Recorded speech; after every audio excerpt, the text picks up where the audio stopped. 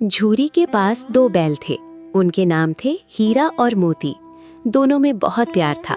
वे नाद में एक साथ मुंह डालते और एक ही साथ मुंह हटाते। झूरी भी उनके चारे पानी का बड़ा ध्यान रखता।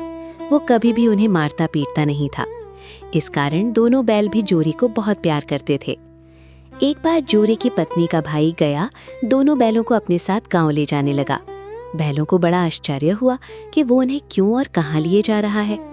रास्ते में उन्होंने उसे बहुत तंग किया। मोती बाएं भागता तो हीरा दाएं। किसी प्रकार दोनों को लेकर गया अपने घर पहुंचा।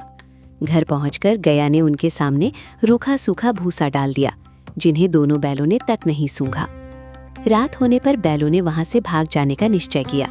उन्होंने जोर लगाकर रस्सियां तोड़ डाली और भाग चले। सुबह उठकर जब झूरी ने उन्हें थान पर खड़े देखा तो वो सब कुछ समझ गया और प्यार से उन पर हाथ फेरने लगा। परंतु झूरी की पत्नी जल भुन गई। उसने उनके सामने रूखा सूखा भूसा डाल दिया। फिर भी वे खुश थे। अगले दिन गया फिर आया। इस बार वो बैलों को गाड़ी में जोत कर ले चला। रास्ते में मोती की इच्छा हुई कि गाड़ी गड्ढे में ढकेल दे, पर हीरा समझदार था। उसने गाड़ी संभाल ली और जैसे जैसे गया के घर पहुंचे। अब गया ने उनसे बहुत सख्त काम लेना शुरू कर दिया। वो उन्हें दिन भर हल में जोतता और जब तब उन्हें मारता पीटता। वे लाचार निगाहों से एक दूसरे को देखते। गया के घर में एक छोटी लड़की रहती थी। वो बैलों की दुर्दशा देखती तो उसे बहुत बुरा लगता। वो रात को चुपके से उन्हें रोटी खिलाती। दोनों बैल उसके प्यार के आगे अपमान और मार भूल जाते। एक दिन मोती रस्सी तोड़ने का प्रयास कर रहा था कि वो लड़की वहां आई और उसने दोनों बैलों को खोल दिया। दोनों वहां से भाग निकले। थोड़ी देर बाद जब गया को पता चला तो वो भी उनके पीछे दौड़ा, पर उन्हें पकड़ न सका। अब हीरा और मोती आजाद थे। रास्ते में उन्हें एक सांड मिला। वो उनकी ओर लपका तो हीरा मोती के होश उड़ गए। भागना बेकार था, इसलिए दोनों ने साहस से काम लिया। सांड ने आकर हीरा पर वार किया तो मोती ने उस पर पीछे से सींगों से चोट की। सांड घबराया। वो किसी एक को तो मारकर कचूमर निकाल देता, पर यहाँ तो 2 थे। मोती कुछ दूर उसके पीछे दौड़ा, पर हीरा ने उसे दूर न जाने दिया। दोनों अब बड़े प्रसन्न थे। आगे चले तो रास्ते में मटर का खेत दिखाई दिया। भूख तो लग ही रही थी। हरी हरी मटर देखकर उनकी भूख और भी तेज हो गई।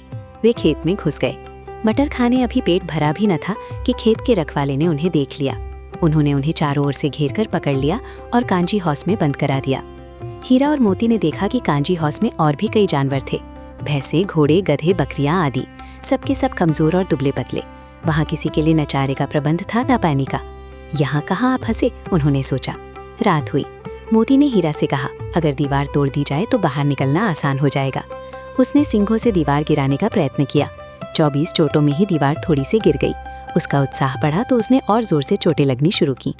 दीवार में रास्ता बनते ही पहले तो घोड़े भागे, फिर भैंसें और बकरियां। मोती ने गधों को भी सींग मार मार कर भगा दिया। उसने हीरा से भी भाग चलने को कहा, पर हीरा ने मना कर दिया। सुबह होने पर कांजी हौस वालों ने देखा तो उन्हें बड़ा आश्चर्य हुआ। उन्होंने हीरा और मोती को नीलाम कर दिया। नीलामी में सबसे ऊंची बोली बोलकर एक व्यापारी उन्हें खरीद ले गया। उन दोनों को अपने गांव की ओर ले चला। मार खाते खाते और भूख सहते सहते दोनों बहुत कमजोर हो गए थे। उनकी हड्डियां निकल आई थी। भूख प्यास से व्याकुल बैलों में कुछ भी दम बाकी नहीं था। वे चुपचाप व्यापारी के साथ चलने लगे। रास्ता उन्हें जाना पहचाना लगा तो न जाने कहां से दम आ गया। वे दोनों तेजी से भागे। आगे आगे बैल, पीछे पीछे व्यापारी। पर जब तक वह उन्हें पकड़े तब तक दोनों बैल अपने घर पहुंच चुके थे। बैलों को वापस देखकर झूरी को बड़ी खुशी हुई। वो उनसे लिपट गया। इतने में व्यापारी भी वहां आ पहुंचा और उन्हें मांगने लगा। मोती ने आओ देखा न ताओ, वह व्यापारी पर झपटा। व्यापारी जान बचाकर वहां से भागा। झूरी की पत्नी भी वहां आ गई और उसने दोनों बैलों के माथे चूम लिए। हमें जानवरों से भी प्यार करना चाहिए।